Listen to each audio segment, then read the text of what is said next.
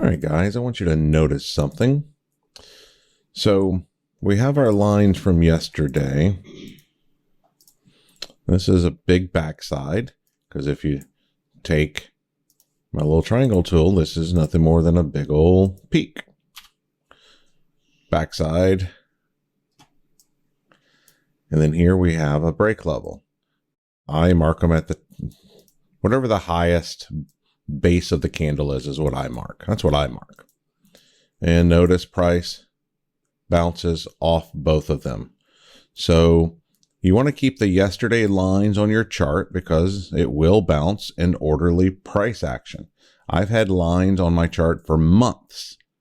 And when price finally makes it back to that line, guess what it did? It bounced. Okay. Now we're an hour or two from PPI. No sense in trading. I'm done trading until we return to orderly price conduct, because when there's orderly price conduct, our lines bounce. Let's look at some overnight stuff here just to take a peek. I got to delete these lines from yesterday. Those are IBs and all of that. So price opened up here. Let me see what these lines are. Actually, that's an errand line. Actually, it's a line from way earlier yesterday, but they're already tested. So here's one of the ways I do the overnight stuff. I'll just put one break level here and I'll put another break level here, and I will just move them around. So, all right, that one had a touch bounce. I'm looking for clear. You know what? This would be a clear one. Price never returned to it, I don't believe. No. So now I want to start looking at hold levels. Here's a hold level. Touch bounce. Boy, if you'd have been in that long last night, man, that was the long right there, guys. Wow. All right, let's go to this one. That one you should have been in right there. This is a hold and a fair value gap, so we're going to keep that on our chart. So let's just do that. I want a new one.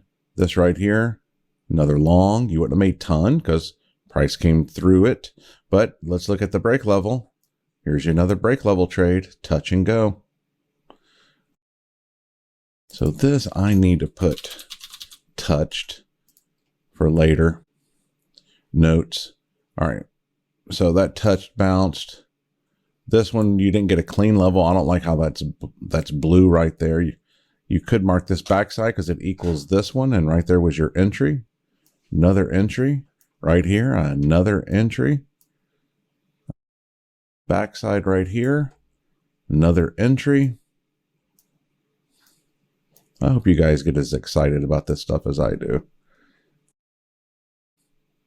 It's not very pretty in here. You could say the bottom of a fair value gap and use the break level as your exit for a little entry. Once again, just not very good. You could choose this as your backside. You're taking a little bit of heat and had the opportunity to get out at break even, a little bit of heat, break even, a little bit of heat, and made money.